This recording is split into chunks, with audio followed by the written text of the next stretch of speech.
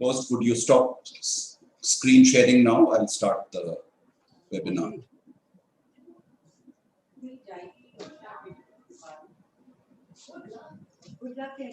Oh, thanks.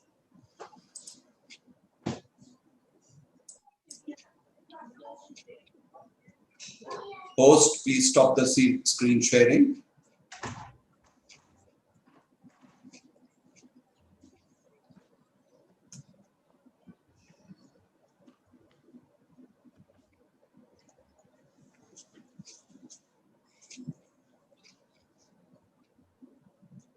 Good evening, friends, students. It's a privilege today to have with us Professor Vivek Pande, who's an eminent corporate career, and he's a high-profile manager with a extensive corporate career spanning more than 40 years.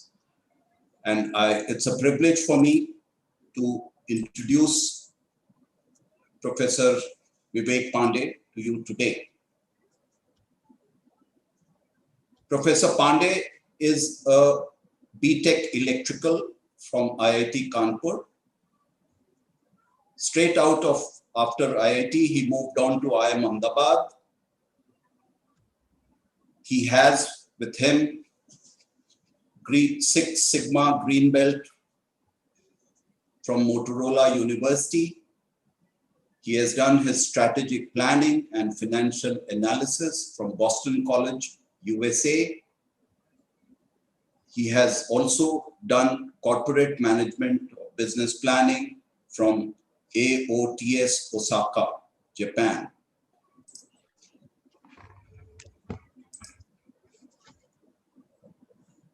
Professor Pande has an accomplished corporate career spanning more than 40 years, as I had mentioned, out of which 26 years he has been the CEO of various organizations. His career has exposure from India and the Middle East. For the last few years, Professor Pande has been running a business consulting and leadership development practice.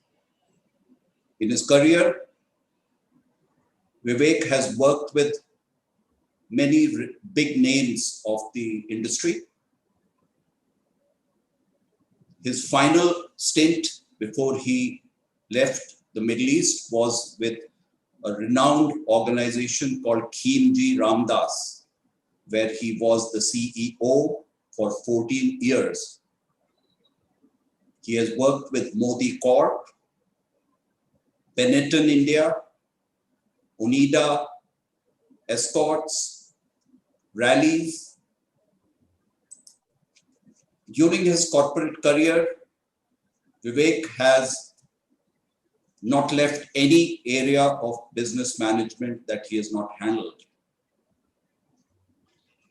including HR and organization development, marketing and business development, project management, corporate governance, retailing, consulting, leadership practice, and of course, business strategy.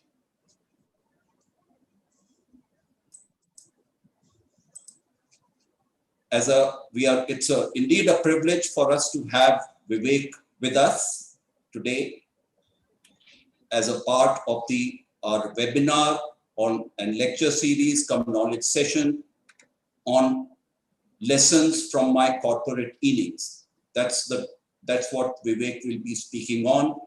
And believe you me, you should feel very privileged to be here today in the webinar to hear from Vivek about the lessons that he has learned in his corporate career.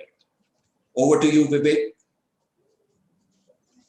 Thank you, Rajiv. It's really a mouthful, I must say. In fact, while you were talking about me, I just remembered that phrase, jack of all trades and master of none. Well, folks, I'm not really a specialist, having spent a lifetime only in marketing or only in finance or only in one particular industry. So whether by default or by design, I have cut across at least a dozen industries and almost all functions in an organization. So that's me. Okay. But before I say something more, I just want to welcome you all, especially the new MBA students. And I want to say that you're very fortunate to be joining this Faustina Business School. It is run by the most expert IIMA alumni, and you are really lucky. The next 2 years are going to change you completely. 2 years later, when you will look back, you will realize what a metamorphosis has happened to you. And you will be a different person, ready to take on your youth and your future. So welcome to Faustima, okay? I've already, Rajiv has already talked a lot about me, but I just want to tell you about today's talk. When Mr. Anil Somani rang me up a few days back and suggested, so first and foremost, I immediately jumped at it because I love and enjoy talking to the young people. Of course, it would have been much more interactive and much more fun if we were in the classroom face to face. But I guess the COVID times has forced us in our respective homes. So be it. So the topic, as you know, is about the lessons I have learned in my 4 decades of corporate life. When I was thinking about what to speak, I was flooded with so many thoughts and ideas and lessons and learnings. Then I realized there's no way one can speak about all of them. So as usual, I followed the Pareto principle of 80-20. Choose 20% of your learnings and make 80% impact. So I have probably chosen about 8, 9, we can call it the 10 commandments in a way, although commandments is not really the right word. You know, this is a topic which I have been musing over for some time. And in fact, I'm recently also started writing a book on this particular theme. Basically, there were a lot of urgings from my ex-colleagues and all that, why don't you put down your varied and diversified experiences and learnings? So in one way, it is like a preview, which I'm talking to you.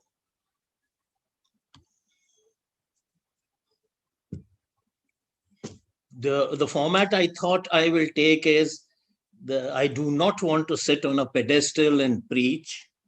And probably the best way to impart any lessons is if I can give examples of my experiences. And then we can try and draw lessons which I learned from it. So the first one I will tell you was when I was with Benetton. It was a very interesting situation. We started off by launching the Benetton range of products in India.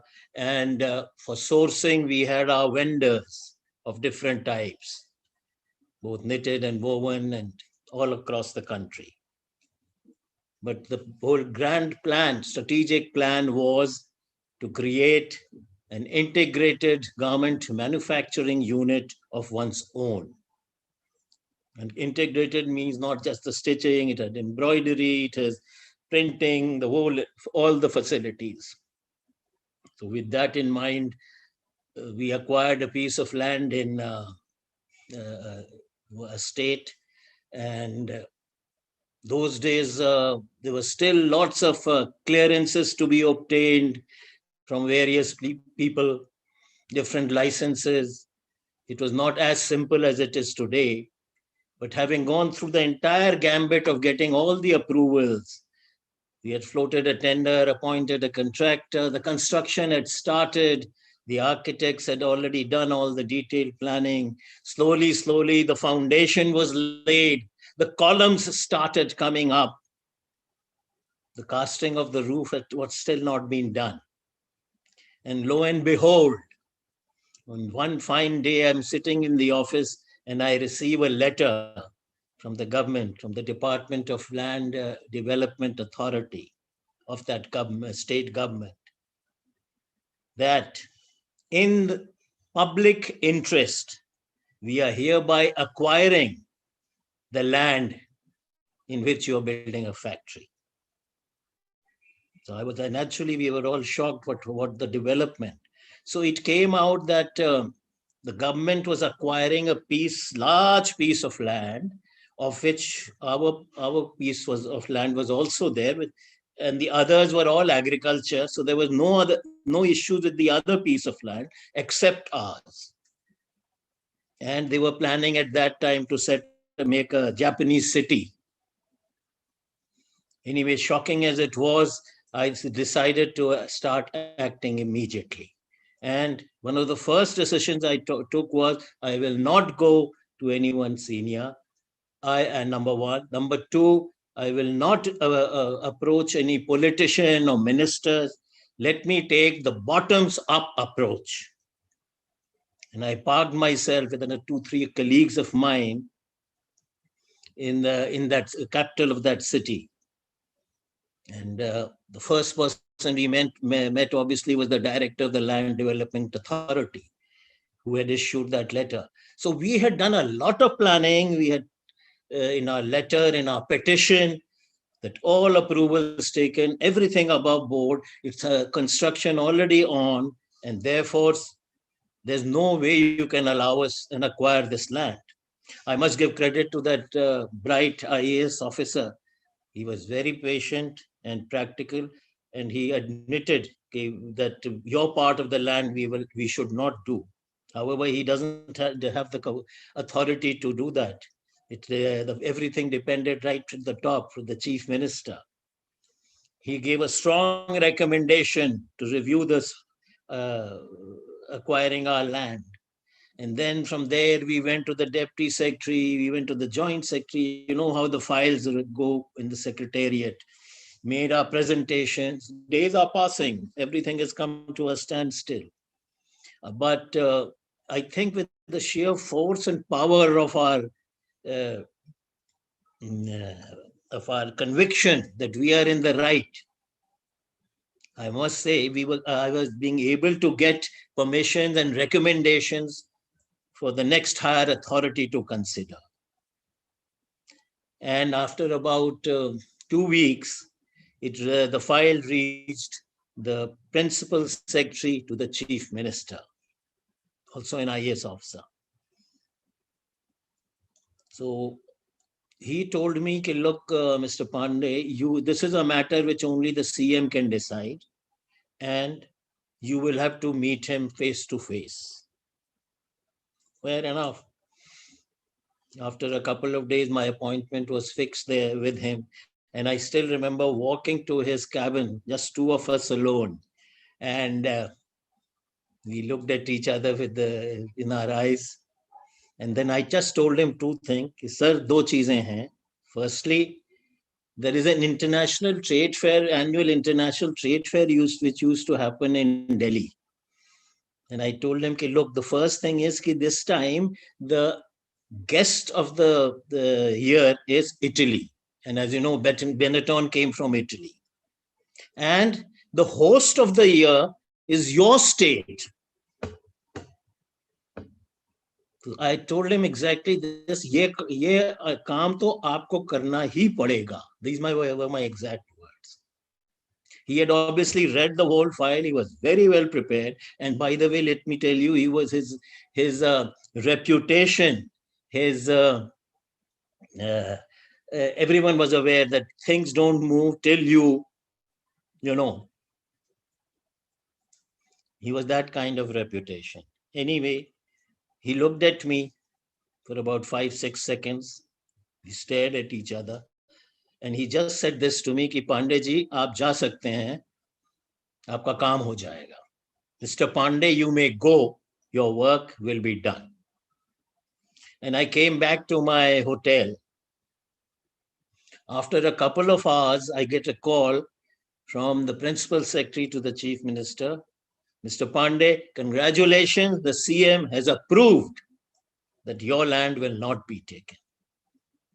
In all this process, no political connections, no ministers, not a single pie spent. So it's one of those high moments of my career. So why I'm saying reading this is that there were a lot of learnings in it. And later on, I was musing, what was it that made it look fairly simple against most? And believe me, there were skeptics. They were telling me there's no way you can get this done without outside help. But as it came out, it did happen. So I was thinking maybe it was that doggedness. That was that perseverance. It was that persistence, that determination, the tenacity. That's a very good word. The fortitude, the resilience, down but not out, that kind. The ability to deal with adversities. I think that everything, all these things combined. And there was a moral force within me that we are in the truth. I think that is how it prevailed. And so this became one of my lessons and learnings in life. So I thought I must share that with you. Very vividly, one remembers oneself. Another thing which has fascinated me in many ways is that our ability to be dynamic, to be able to keep reinventing ourselves. And particularly so now in these changed circumstances. Whatever we are learning, maybe after 4 or 5 years, it will become defunct. It may become irrelevant.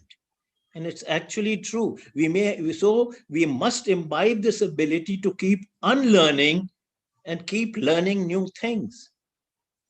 It's not that once you do your MBA, that's the end of learning. Probably it's the beginning. And whether it is through management readings, whether it is through the new technologies that are emerging, we have to continuously keep reinventing ourselves. That is the only way to survive in today. There are so many people one hears about in middle management, they have become jobless. The main reason I attribute is that they stuck to their past. They couldn't get rid of that, the baggage of their past.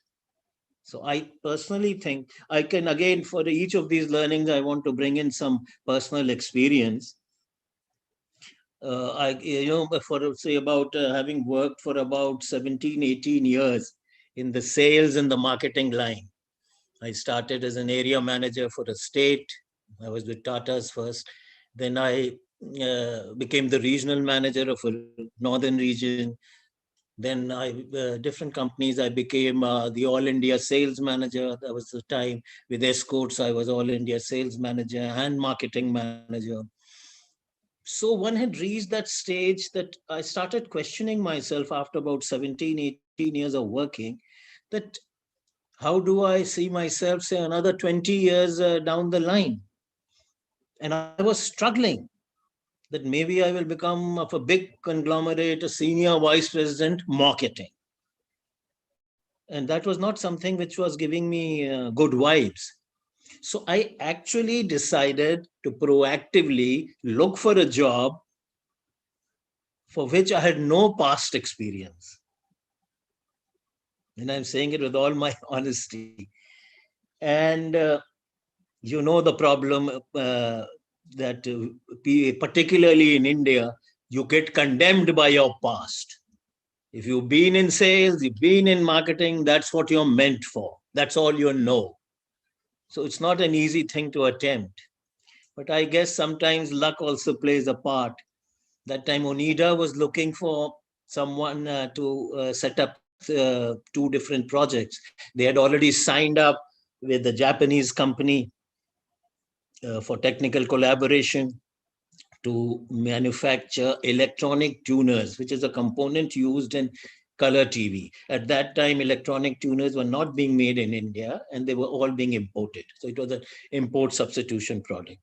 Very high technology at that time, semiconductor, embedded. And just because I had happened to have done electronics engineering from IIT Kanpur, they probably thought, let's give this guy a chance. So overnight, I became the project manager for setting up these two projects. And I was actually learning while implementing how to implement projects. And I still got a list of 41 clearances I had to take before I could start production, start construction of the building and various other steps. So how to make the PERT chart, CPM chart, critical mean path. It was great days learning how to get the various licenses. The first time in my life I entered Udyog Bhavan. And there was by the time, in a couple of years, I knew everyone from a peon right up to secretary industries. So those were great days. And I think that was a great way to reinvent myself. We did it with less than the budgeted cost, less than the budgeted time. And we went public, and a 10 rupee share started at 60 rupees. So those were very heady days. But the point is, I actually reinvented myself. And that made me a cross-functional person. I was no longer typed as expert only in one discipline. And definitely that helped me later on to be eligible for the CEO positions. So I thought I must share this with you, that this is so important that we have to keep renewing ourselves. If nothing, to prolong your careers. You know what happens by the time you will probably start in junior management, getting promoted to middle management. That is fairly easy. The problem is how to break that glass ceiling from the middle management to the top management. That is the challenge. And if we don't work on it now, the pyramid is very steep after the middle management level. 80 to 90% people end their career at that level. Keep reinventing yourself. I would say something related to that is to have the energy, the enthusiasm, the curiosity, jigyasa जैसे कहते हैं हिंदी में, that entrepreneurial feeling.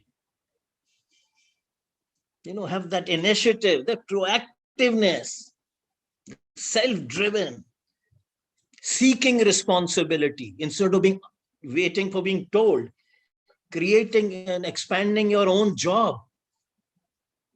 And it should become your second nature. I can tell you, you can imagine in my lifetime the amount of people I must have interviewed for various positions. One of the first things I look for is, does this guy have the energy, the enthusiasm? Does he have that drive? Because even if he's not very good in the skills required for that job, we can always train him. That we cannot make a dull, low energy guy into an enthusiastic one. And these are the guys who execute, who deliver. These are the infantry people in the army, as they say.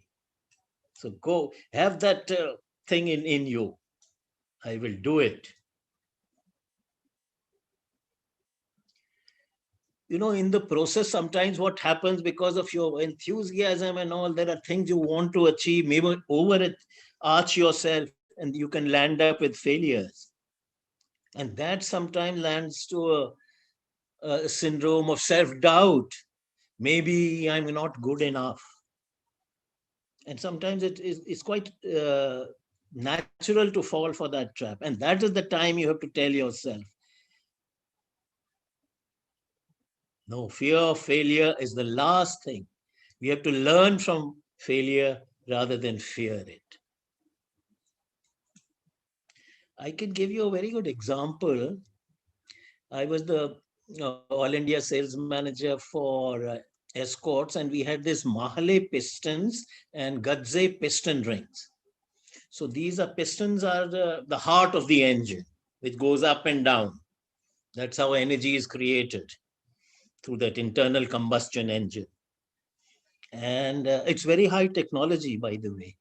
Very few for people who've not been in the industry, they will not know that it is a piston is not round, not perfectly round. It is oval with very high with microns. The tolerance levels are in microns. It is so little oval, but without ovality, it'll not work in the engine. So therefore, you need very high technology, the lathes, the turning machines with such high tolerances to make that piston, by the way. Anyway, so we were the market leaders. So right from a small piston, one piston you say in the Bajaj scooter, the bigger ones, four of them being used in a car. But for Ashok Leyland and Telco, Tata trucks, they were that huge pistons of this size, and six of them in one engine. So naturally, in terms of the value, our biggest customer was Telco, with plants at Jamshedpur and Pune. In terms of value, they 45% of our total sales was to one customer. Anyway, so I remember there was this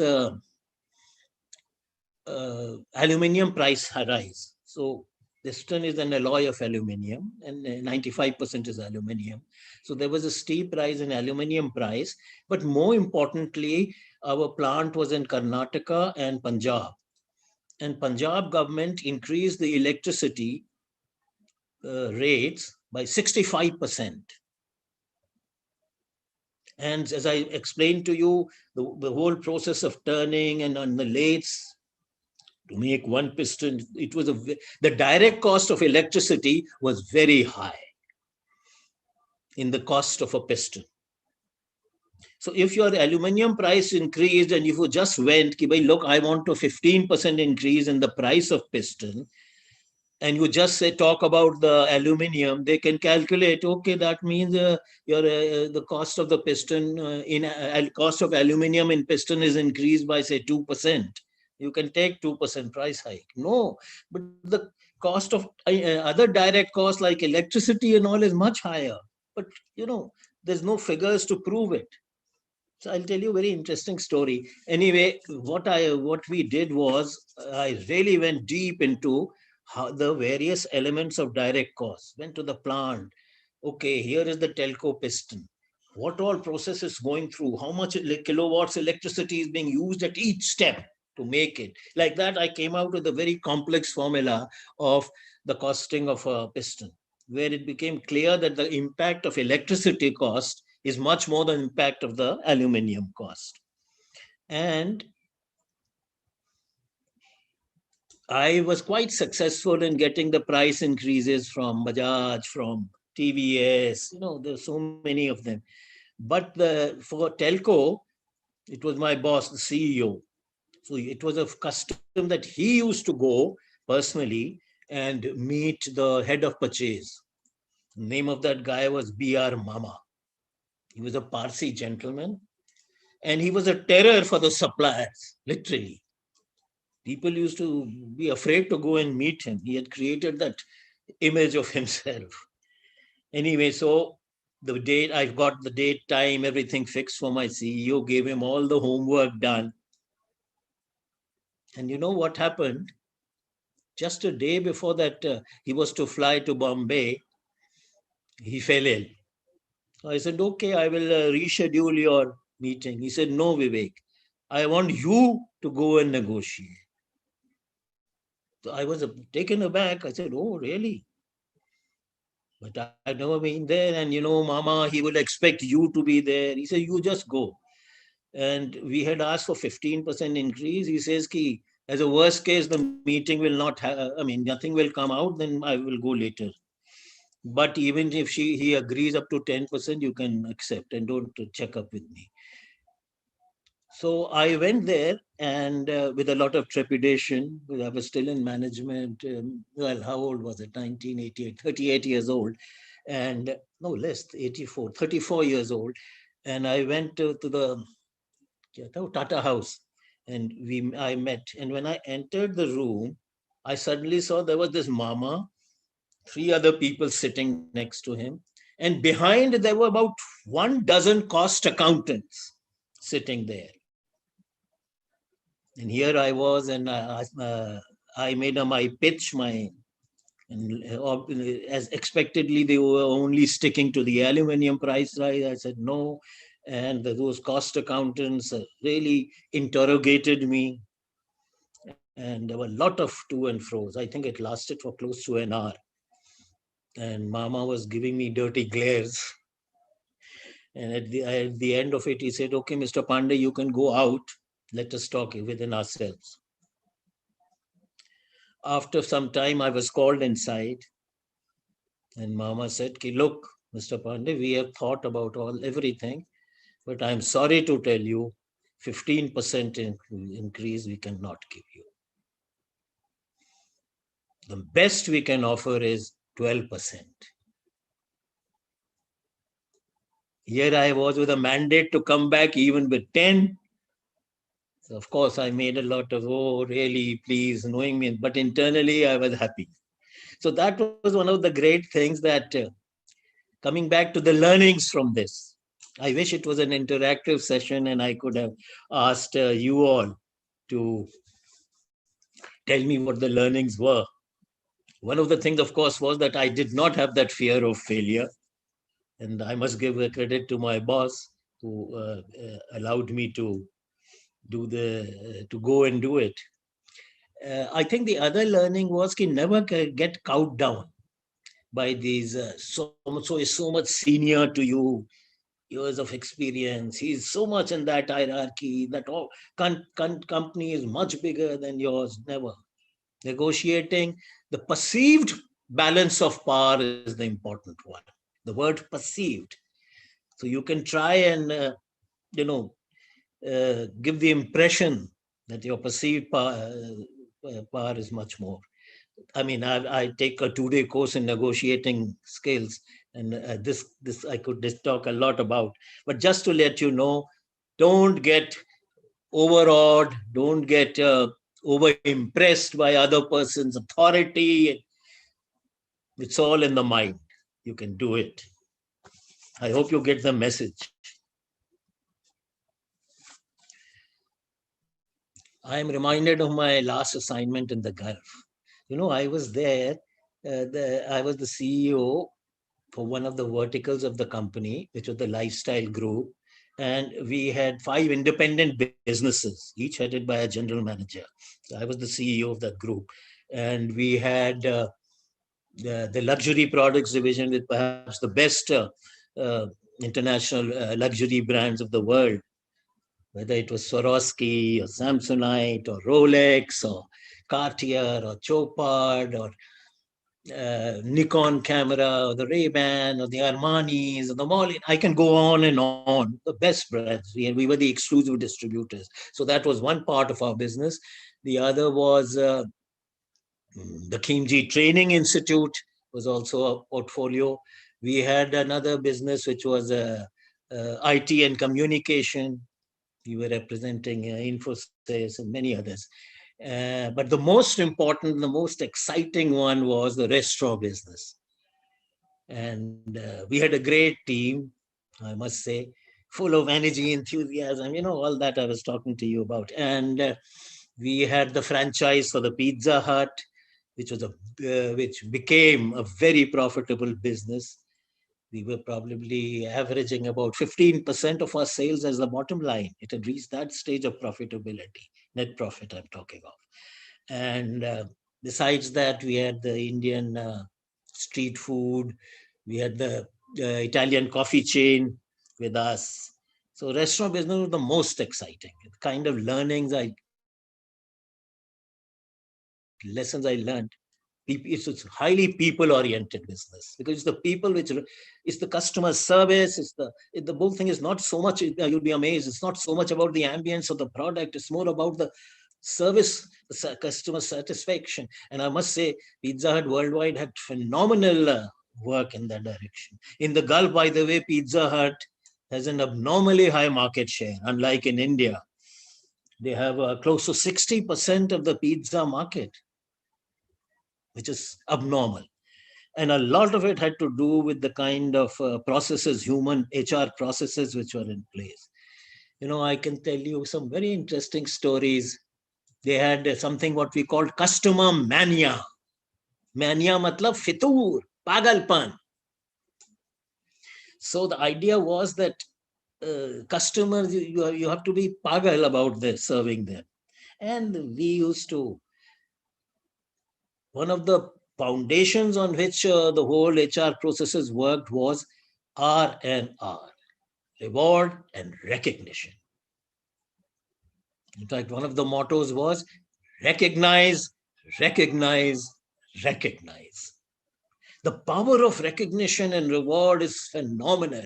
It makes people perform beyond their potential.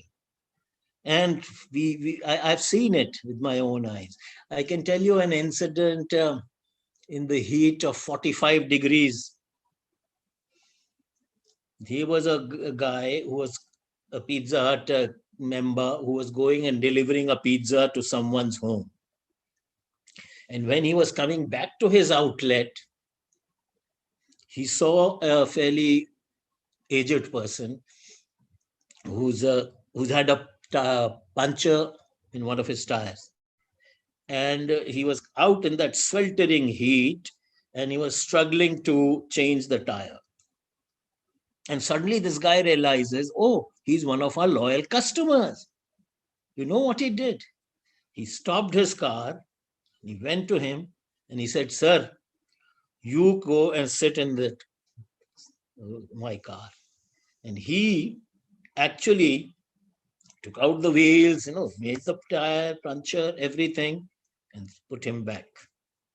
And look at this guy. He came back to his outlet. He did not tell anyone. We came to know of this when that customer came and told, thank you very much. You are phenomenal people. So that is customer mania, which I'm talking, beyond the call of duty. In the army and defense services, they have the Paramveer Chakra, which is the beyond the call of duty. So customer mania is like that. And of course, then we made sure he was recognized with a very nice gift, and it was done in front of the entire outlet team so that others see that, look, he's being recognized for what he has done. There is this famous management saying, which I think is 100% true. What gets measured gets done. What gets measured gets done. But what gets rewarded gets repeated. When the other people see that he was recognized, they will also then try and do customer mania. The whole culture is created through these initiatives. So R&R is ultimate. Recognize, leadership at a seat level. It is not only at CEO or the head of department. When you join your work, even if you have 2 persons under you, you are in a leadership position. Remember that. You are the CEO of, as far as those 2 people are concerned. So recognize, that is the mantra. Another incident just I remembered, there was a person who was coming from Dubai to Muscat. And it's a 5-hour journey. So midway, there is another town, Sohar, where there was a Pizza Hut. So he stopped at Sohar, he had his lunch, and he had a bag with him. And by mistake, he forgot to take it. And only when he reached Muscat, he realized, oh, I have left that bag. And in that bag, there were close to 5,000 US dollars cash. So he naturally got worried. He went to the first outlet, Pizza Hut outlet he found in Muscat. And he told, And sure enough, the restaurant manager rang up that Sahar guy and this, that. And that crew member, the team member who had seen it, he had opened it, he saw full of dollars. He could have easily, kept it aside. He went straight to the restaurant manager at Sohar and told him that gentleman has by mistake left. And then when the phone call came, the Sohar guy dispatched him, and the customer got his $5,000. And when he was, the best part is, again, we organized a big recognition for him in front of all the other members. In fact, I called the directors of the company also, that you personally give it. You can imagine the feeling that person must have had. So these are the ways, these are the lessons one learns in the corporate innings, which are indelible, which one can never ever forget. One more example. Today I have decided I will only give lessons and learnings through examples. 1 hour can be a very boring. Many of you may quit. कि कहाँ फंस गए, or your mind may not be, heart may not be there just to show your presence. But let me tell you another, this is not directly related to me, but which made an amazing impact to me. That famous 26 November 2018 incident, when the Pakistani terrorists came to Bombay. We all know what happened. Just about 24 of them, how they killed how many? 500-600 people. It was mayhem for 3 days. So there was this, the famous Taj Mahal Hotel. The 4 terrorists raided that also. And it was, I'll tell you, because this story which I'm going to tell you, it's for A, it is real life. B, it has today become a case study in the Harvard Business School. They actually teach it through a case study. So there were these 4 terrorists, and they were in the Taj Mahal Hotel in Bombay for 3 days, killing people. It was a siege. At that time, there were 500 guests who were staying in the room. In fact, by coincidence, there's a person I know who was also staying in that room. So I've heard a story from his paradigm also. 500 rooms were occupied. 600 people in the Taj Hotel were having dinner in 11 restaurants in the Taj Hotel. And there were a total of 600 staff members. So total, there were 1,700 people, 1,700 people in that hotel when this 4 terrorists entered and made a siege. And they had planned themselves very well. They knew everything, where the kitchen is, where the restaurants are. It's amazing. And where the general manager stays. And you will not believe the first thing they did. The general manager was staying with his wife and 2 children in one section, which was reserved for the general manager. And they killed him. So what happened? Suddenly, the whole team of Taj became leaderless. There was no one who could give directions, because in any case, the way the terrorists were all over, there was no way to communicate. And the best part is all the 600 staff members knew where are the exits. It is a natural human tendency, instinct, to flee when such things happen. But you'd be amazed to hear not a single person from the staff went out. Not a single person. They were all escorting the guests to go out to safety, and then they were coming back.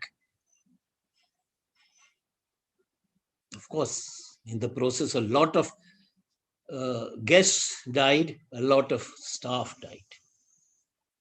In fact, to be exact, total of 34 people died. 17 of killed by the terrorists, 17 of them were guests, and an equal number, 17 were of the staff.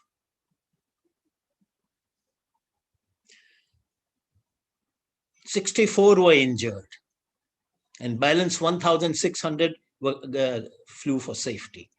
But none of the staff members did till every guest had gone out. Amazing. There were chefs had formed, a human chain to protect the guests. In fact, 6 of the chefs died. This is I'll tell you, you please go to YouTube and you just search it. It is I wish I could show it, but it is for 45 minutes, so I couldn't. And it is an amazing story, how it has become, it deserves to be a case study. It is something known as the leadership from below. We've always heard of top down. This was a classic example of leadership from below. So there were 4 lessons, as this professor, of Harvard Professor Nadkarni, he says there are 4 lessons which we drew. Because then the whole team later on came of Harvard, HBS, and they studied the whole thing. How did this happen to the guests leaderless, and yet the staff leaderless, and yet they are going out of their way to save the guests? How did they found out 4 lessons? Amazing. Number 1 was that the first line people who interact with the customers, the first line staff came not from A class town, but from B and C class town. There is still in the smaller towns that people have respect for age, for parents, for teachers, much more predominant than the A class.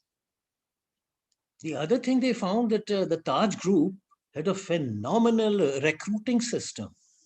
They were recruiting based on attitude and not based on grades. Amazing. Because the service industry and the hospitality industry is all about attitude. The customer mania I told you. Another great thing I must give compliment to Taj, that they found out, in most of the organizations, the sales staff is taught, the front staff is taught that you are the ambassadors of our company. So you are the brand ambassador of Taj Hotel. They were not taught that. It's a paradigm shift.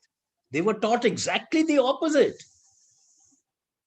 That you are going to be the ambassador of the guests to us. You are the guest ambassador. You are the voice of the customer. It's just the opposite. So please give us positive feedback, negative feedbacks which the customers are giving you. And the last learning which they gave is what I have dealt it for so long, the reward and recognition. If at any time a customer gave a positive feedback about a staff member, they have that, you can put it in a box. Within 48 hours, that staff is recognized and rewarded. That led to all this happening. What a great lesson to derive from Taj. Amazing. I strongly urge you to go to YouTube and do it. I mean, when I've shown this video so many times in my workshop, and believe me, when the video finishes, there is pin drop silence. For next 2 minutes, 3 minutes, no one is speaking. We get so moved. Amazing. Great lessons from a great company. I have some 7-8 minutes, Rajiv. Yeah, Vivek. Sure, go ahead. What are in the coming days, how the world has metamorphosed so much. In our good old days, I'm talking the 80s and 90s, there was this incremental thinking. I still remember a typical budgeting exercise was that we sold 100 pieces last year. So next year's budget, 110 pieces. Then the senior manager is saying, no, this is too less. You have to make it at least 20% growth.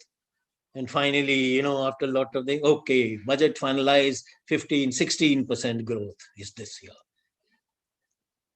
Those days are over. This incremental thinking is over. Now it is all about multiple, how many times we can increase our business, our valuations. There is a big paradigm shift. How instead of incremental thinking, a breakthrough thinking. Once again, I remember in the Pizza Hut system, they had a wonderful 2-day workshop known as ABR, Achieving Breakthrough Results.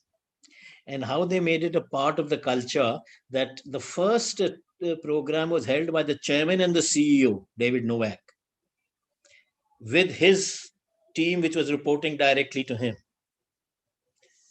And then each of those 10 people who were reporting to him, they then became the faculty and took their team members through these 2 days. Like that, it went on, cascaded down the line till it reached Dubai, which is the Pizza Hut office in Dubai. So we were called to Dubai as franchisees to attend that ABR, Achieving Breakthrough Results. And then later on in Muscat, I conducted that ABR to the team members and so on. So with the result, each and every person went through this 2-day process of changing their paradigm totally from just incremental thinking to breakthrough thinking. Amazing. It's a phenomenal, I 2 days of, look at the examples, the company valuations. In 1 year, Baiju increases valuation, almost doubled it from, I think, 4 billion to 8 billion. These are the breakthrough we are talking of. So in today's world, our thinking has to be how many multiple times rather than how many percentage increase we can do. Please develop this mindset right from the beginning, right from the time you are at it. Multiples rather than percentages. Sad part is कहने को बहुत कुछ था, अगर कहने में आते 1 घंटे का है. I can go on and on, but well, let me probably think of the other thing which I can tell you, once again, to relating to myself. Then I came into my 50s, mid 50s, late 50s. I was lucky. I worked till the age of 66, full time corporate. Then I started thinking I still have that energy, enthusiasm. Last thing I wanted was to just retire, as they say. So I said I must pursue my passion. And then I was analyzing. I'm fairly good at communicating. I hope so. And I have been trying my best to reinvent myself, to keep learning, to keep pace with the changes taking place, whether it's technology or management thinking. So I said, why not try and develop this leadership practice? So what I started doing in the last decade of my working life, that over and above running the businesses, I used to take 2-3 days a month out and started taking workshops. I said, I have a lot to contribute and share my learnings and lessons. So why not do it? And so with the result, at least 2 to 3 dozen workshops I can conduct, whether it's leadership, team building, negotiating, execution, the discipline of getting things done. So that helped me so much. Since it became a passion for me, my sweet spot to say that today I'm still, occupied and busy, and I'm loving it.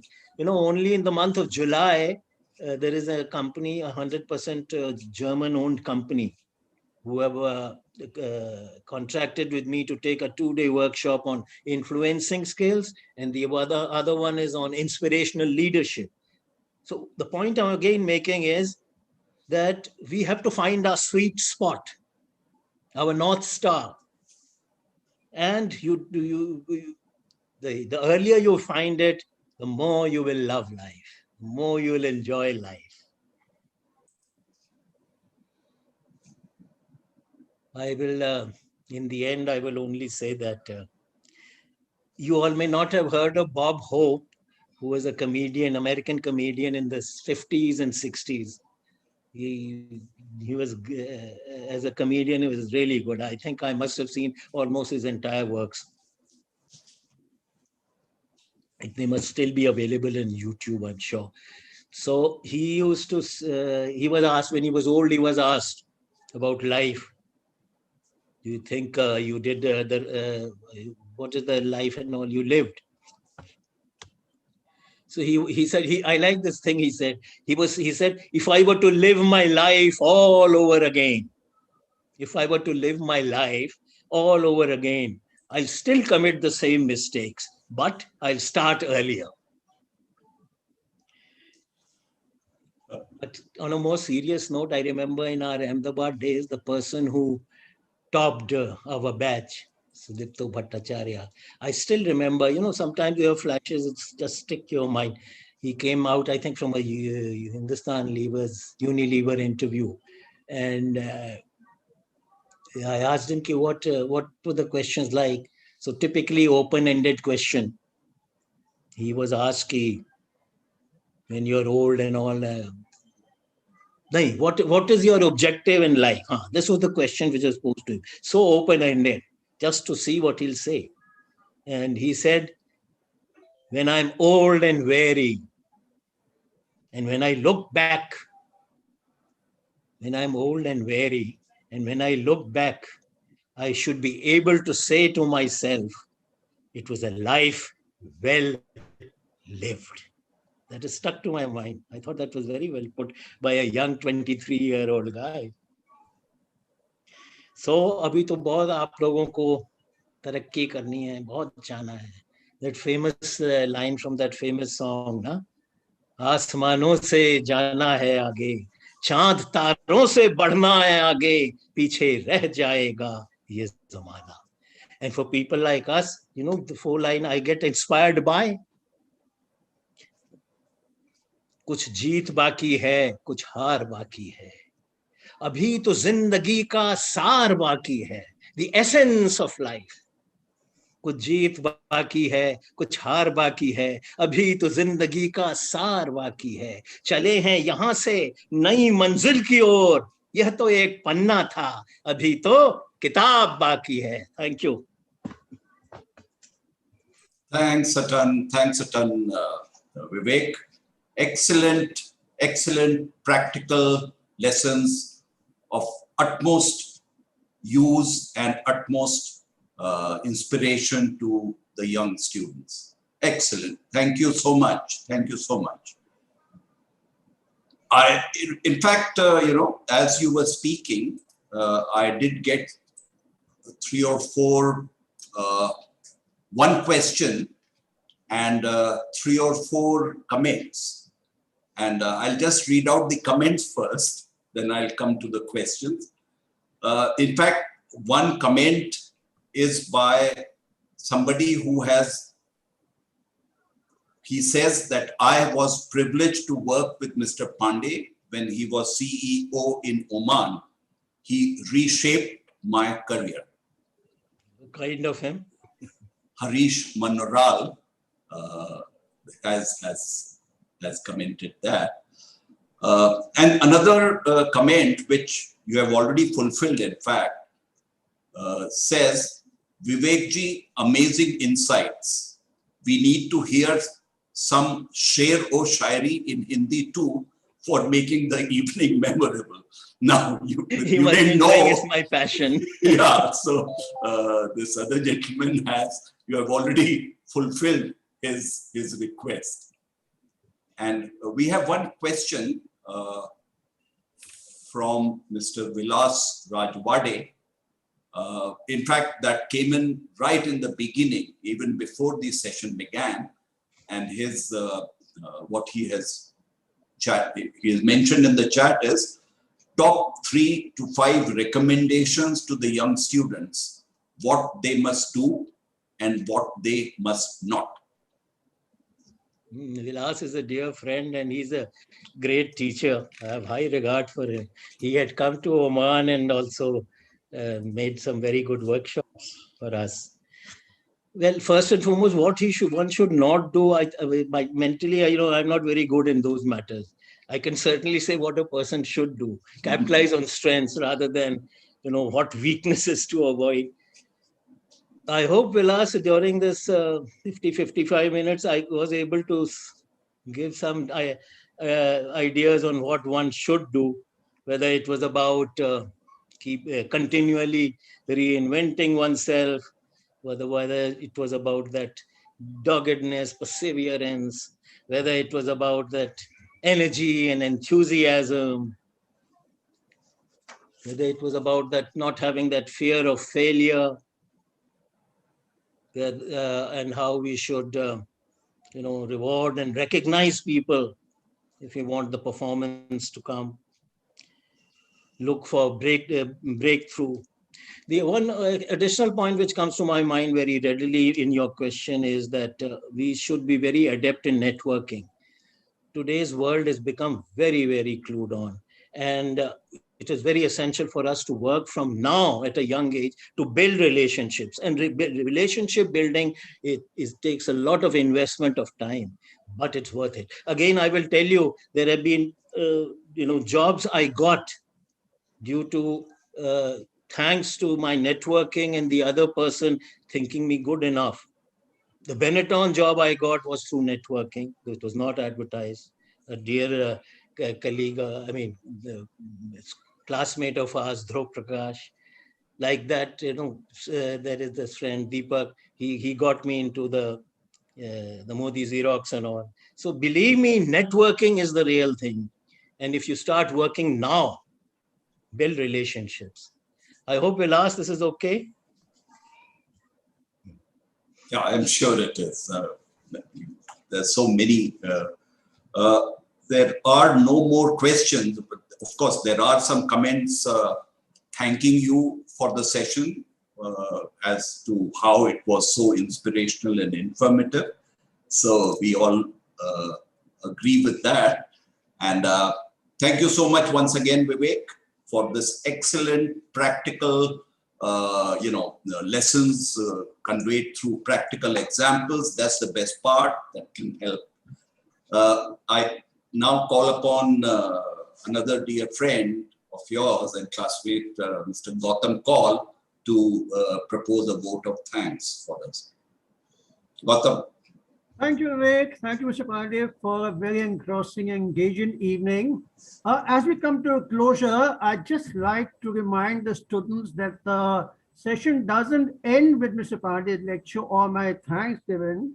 The session really ends when you have come back and spelled out how you felt about the evening through the poll and feedback, which will follow. So please do not leave the session.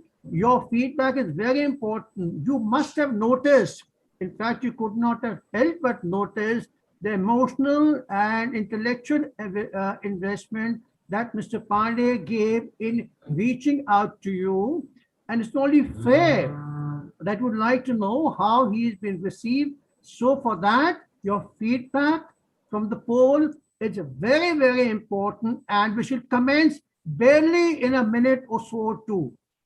Coming back, it was, I'm sure you must have, it was a spellbinding evening.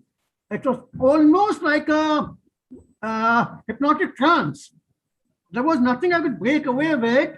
And I wonder, I noticed something that I'm sure you too. Mr. Pande started with humility. I am a master of none. First lesson in learning, demolish your ego. Well, that's in our scriptures also, but that's another thing. Starting point is an open mind and eagerness to learn. You must have noticed Mr. Pande went on to talk about dealing with bureaucracy, and that too in a state like UP. No comparison of various states. It's just that I too happen to have worked in UP, so I know UP very well. And the kind of things that came out, he used terms like doggedness, fortitude, determination. But at the base of all that, if you use your third ear and third eye, was self-belief. I am right. And this belief can give you tremendous strength. You will see this in life for no other reason that I believe in it and I'm right is a major source of strength. Mr. Pande also emphasized the importance of continuous learning and reinvesting. That's one of the very, very basic things to your future growth. And he gave you example of Mahle pistons. You believe in yourself, have confidence, never be overawed or overcome. The other person is also a flesh and blood human being. Never mind if he's 20 years of senior and more experience. At the end of the day, both of you are persons, and how much time the learning came out of customer mania, rewarding recognition, and the telling example of Taj Hotel. As I was listening, I was reminded of some of the seminars I had heard, and one of the things that came back to me from a leading behavioral scientist whom I heard, oh my God, somewhere in 80s, and Mr. Pande's talk exemplifies it. Always be engaged in building a very exciting future for yourself. This way, you will never be bothered about baggage of the past nor the fear of failure in future. I just like to conclude two things that define last 1 hour. Fortune favors the brave. The more risk-taking you are, the more risk-taking Mr. Pande was. You can see how fortune smiled on him. And I like to just close by a line from a very old song, which I sometimes still remember. Jo aage badhoge to rasta milega. Thank you all for a very lovely evening. Please attend to the poll.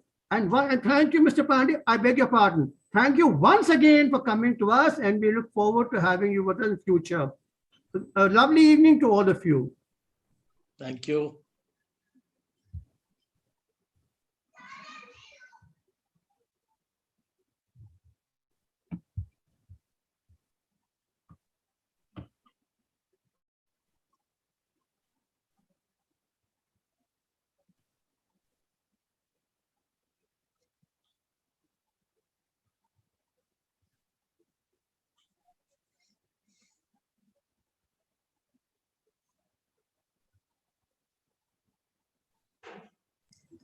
Thank you, Vivek. We won't hold you back. Okay. Thank you Okay. so much. Right, Rajiv. Thank Bye. you. See you soon. Yeah, let's get together.